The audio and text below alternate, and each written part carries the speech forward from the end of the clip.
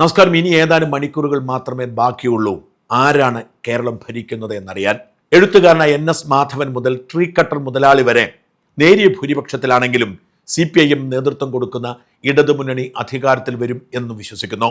പിണറായി വിജയൻ ഇപ്പോഴും ആത്മവിശ്വാസം നഷ്ടപ്പെട്ടിട്ടില്ലെന്നും അദ്ദേഹം സത്യപ്രതിജ്ഞയ്ക്ക് വേണ്ടി ആളുകളെ ക്ഷണിച്ചു തുടങ്ങി എന്നുമാണ് പിണറായിയോട് പരിചയമുള്ള എനിക്കുമറിയാവുന്ന ചില മതനേതാക്കൾ പറഞ്ഞത്.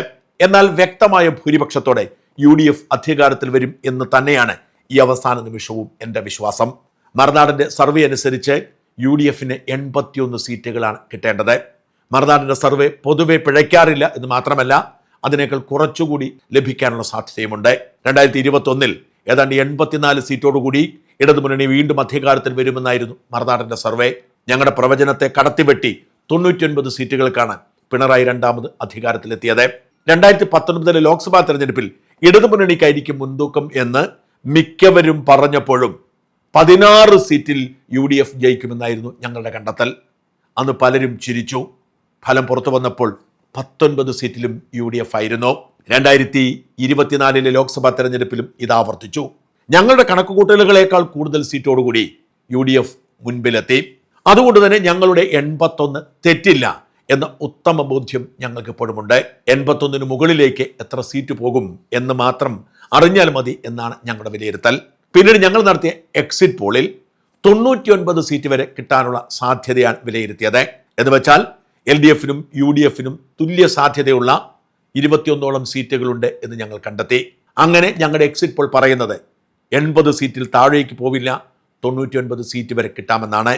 LDF അധികാരത്തിൽ വന്നേക്കും എന്ന് വിശ്വസിക്കുന്ന ഒരു വിഭാഗം CPMകാർ മാത്രമല്ല, സംഘപരിവാറുകാരുമാണ്. അവർ ആഗ്രഹിക്കുന്നത് തൂക്കു നിയമസഭയാണ്. LDFന് മുൻതൂക്കം വേണമെന്നാൽ ഭൂരിപക്ഷം പാടില്ല. BJP നിർണായകമായ ഘടകമാവണം. അങ്ങനെ ആഗ്രഹിക്കുന്നതിൽ തെറ്റൊന്നുമില്ല. BJPക്ക് കുറച്ച് സീറ്റ് മാത്രം കിട്ടിയാലും നിർണായക ഘടകമായി മാറാൻ സാധിക്കും. LDFന് കേവല ഭൂരിപക്ഷം കിട്ടും എന്ന് പ്രവചിക്കാൻ മുൻപിൽ നിൽക്കുന്നത് സംഘപരിവാറുകാരാണ്. എന്നാൽ എന്നെ അതിശയിപ്പിച്ചുകൊണ്ട് എനിക്ക് പരിചയമുള്ള ഒരു സംഘി, അദ്ദേഹം VHPയുടെ സംസ്ഥാന നേതാവായിരുന്നു നേരത്തെ. ഇപ്പോൾ അദ്ദേഹം റിയൽ എസ്റ്റേറ്റ് കാർ സെയിൽ മേഖലയിൽ പ്രവർത്തിക്കുകയാണ്. ഡോഡാഡ് എന്ന പേരിൽ ഒരു കമ്പനിയുണ്ട്. ലക്ഷക്കണക്കിന് ഫോളോവേഴ്സ് അദ്ദേഹത്തിന്. റിയൽ എസ്റ്റേറ്റ് കച്ചവടവും കാർ കച്ചവടവും ഒക്കെയുള്ള, ഭൂമി ഇടപാടുകളും ഒക്കെയുള്ള ഒരു സ്ഥാപനം നടത്തിയാണ്. അശോക് R നായർ എന്നാണ് പേര്. അദ്ദേഹം RSSുമായും BJPയുമായും നല്ല ബന്ധമുള്ള VHP നേതാവായിരുന്നു. ഇപ്പോൾ ബിസിനസ് രംഗത്തായതുകൊണ്ട് സംഘടനാ രംഗത്തില്ലെന്ന് മാത്രം.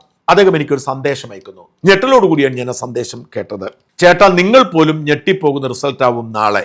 കേരളത്തിൽ ബോധമുള്ള ജനങ്ങളുണ്ടെങ്കിൽ 60% കമ്മ്യൂണിസ്റ്റ് അണികൾ പോലും വോട്ട് ചെയ്ത് കോൺഗ്രസ് പാർട്ടിക്കാണ്. 110 സീറ്റിന് മുകളിൽ UDF നേടും. BJP 1 സീറ്റ് മുതൽ 4 സീറ്റ് വരെ. തിരുവനന്തപുരത്തുള്ള സഖാക്കൾ UDFനെ അടച്ചു വോട്ട് ചെയ്താൽ അവിടെ സീറ്റൊന്നും കിട്ടാൻ സാധ്യതയില്ല. പാർട്ടി 20 സീറ്റ് നേടിയാലും അത്ഭുതം വേണ്ട. ചേട്ടൻ പോലും റിസൾട്ട് കണ്ട് ഞെട്ടും. അങ്ങനെയാണെങ്കിൽ ഈ കമന്റ് ഒന്ന് വാർത്ത പറയുമ്പോൾ ഇട്ടേക്കണേ. ഇതാണ് അശോക് ഇട്ട മെസ്സേജ്. എന്തുകൊണ്ടാണ് അങ്ങനെ വിശ്വസിക്കുന്നത് എന്ന് ഞാൻ ചോദിച്ചപ്പോൾ അശോക് എനിക്കൊരു വോയിസ് സന്ദേശവും അയച്ചു. സാഞ്ചേട്ടൻ പോലും ഞെട്ടിപ്പോകുന്ന റിസൾട്ട് ആയിരിക്കും നാളെ വരാൻ പോകുന്നത്. ബോധമുള്ള സകല കമ്മ്യൂണിസ്റ്റ് അണികളും UDFനെ വോട്ട് ചെയ്തേക്കുന്നത്. അവരോട് പുള്ളി തമ്പുരാൻ പറഞ്ഞില്ലേ വീട്ടിൽ പോയി പറയാൻ. അതുകൊണ്ട് എല്ലാവരും പുള്ളിയോട് പറയും വീട്ടിൽ പോയി പറഞ്ഞോളാൻ. ഈ തിരുവനന്തപുരം ജില്ലയിൽ പോലും BJPക്ക് സീറ്റ് പ്രതീക്ഷിക്കുന്നിടത്ത് കിട്ടുന്ന എനിക്ക് തോന്നുന്നില്ല. കാരണം കമ്മ്യൂണിസ്റ്റുകാർ അവിടെ UDFനാണ് വോട്ട് ചെയ്യാൻ സാധ്യതയുള്ളത്. എന്നോട് പറഞ്ഞവരെല്ലാം അങ്ങനെയാണ് പറഞ്ഞിരിക്കുന്നത്. പിന്നെ എന്നെ ഒരു ദുർഭരണമായിരുന്നു ചേട്ടാ. ഈ K രാജന് വെച്ച് ബോധമുള്ള ഒരൊറ്റ മന്ത്രി ഉണ്ടായിരുന്നു. മറ്റു മന്ത്രിമാർക്കുള്ള ബോധമുള്ള മന്ത്രിമാർക്ക് മിണ്ടാൻ ശേഷി ഉണ്ടായിരുന്നു. ആ വീണ കണ്ടായിരുന്നു, അബിൻ വർക്കിയുടെ ഇടയ്ക്ക് ഇരുന്ന് ഉരുകി കണ്ടായിരുന്നു. ഈ നിന്നതിപ്പോൾ ഈ പാതാളത്തിലേക്ക് പോകുന്ന സ്വിച്ച് വല്ല ഉണ്ടായിരുന്നു, അവരെ സ്വിച്ച് ഇട്ട് പാതാളത്തിലേക്ക് മുങ്ങിയേനെ. ഞാൻ എന്റെ കാര്യം പറയും, UDFന് 110 സീറ്റിന് മുകളിൽ കിട്ടും. ചേട്ടൻ പോലും ഞെട്ടിപ്പോയി. മാധ്യമങ്ങൾ കൊടുത്ത സർവേ എല്ലാം ഞെട്ടിപ്പോവും. ഒരു 110 സീറ്റ് മുകളിലോട്ട് പോകും. BJPക്ക് ഒരു 2 സീറ്റ് മാക്സിമം കിട്ടാൻ സാധ്യതയുണ്ട്. പിന്നെ പോയിട്ട് ബാക്കിയുള്ള സീറ്റ് LDFന് കിട്ടുള്ളൂ. നമ്മൾ ഉദ്ദേശിക്കുന്ന മന്ത്രിമാരിൽ പലരും തോറ്റുപോകും.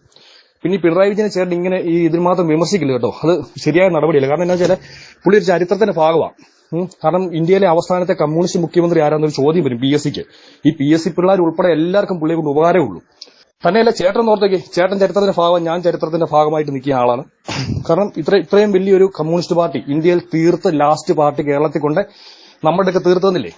അപ്പൊ നമുക്ക് ഇന്നും ഒരു വലിയ ചരിത്രത്തിന്റെ ഭാഗമാണ് സാധ്യത കിട്ടി. അങ്ങനെ അപൂർവമായിട്ട് കിട്ടത്തുള്ളൂ. അതുകൊണ്ട് ഇനി പിണറായി വിജയൻ ചേട്ടൻ കുറ്റം പറയില്ല, അത് മോശമാണ്. ഉള്ളത് പറയാമല്ലോ. ഇങ്ങനെ സംഭവിച്ചാലും അത്ഭുതപ്പെടേണ്ടതില്ല. നമ്മൾ വിശ്വസിക്കുന്നതിനും മനസ്സിലാക്കിയതിനും അപ്പുറത്തേക്കുള്ള ഒരു ഭരണവിരുദ്ധ തരംഗം കേരളത്തിലുണ്ട്. അത് UDF തരംഗമൊന്നുമല്ല, പിണറായി വിരുദ്ധ കൊടുങ്കാറ്റാണ്. പിണറായിയെ കണ്ടുകൂടാത്തവരാണ് ഈ നാട്ടിലുള്ള സകല മനുഷ്യരും. അത് CPM-നോടുള്ള വിരോധമോ ഭരണത്തോടുള്ള വിരോധമോ അല്ല. പിണറായി എന്ന ഏകാധിപതി ഈ കേരളത്തെ മുക്കിക്കൊല്ലുന്നു എന്ന് ഭയപ്പെടുന്ന മനുഷ്യരാണ്. അത് വിശ്വസിക്കുന്നവർക്ക് രാഷ്ട്രീയമില്ല, മതമില്ല.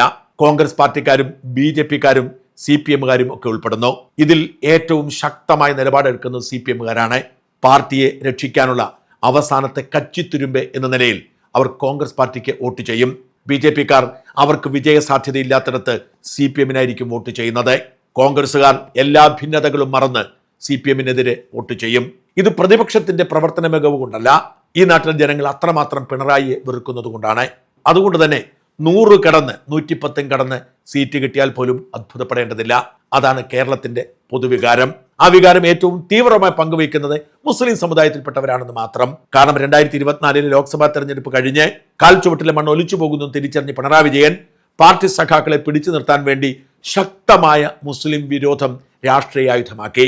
ശക്തമായ പിണറായി വിരോധത്തിനൊപ്പം മുസ്ലിം ധ്രുവീകരണം കൂടി സംഭവിക്കുമ്പോൾ UDF നേടുന്ന സീറ്റ് 110 കഴിഞ്ഞാലും അത്ഭുതപ്പെടേണ്ടതില്ല. കാത്തിരിക്കാം ജനവിധിക്കായി. ഇനി മണിക്കൂറുകൾ മാത്രം ബാക്കി.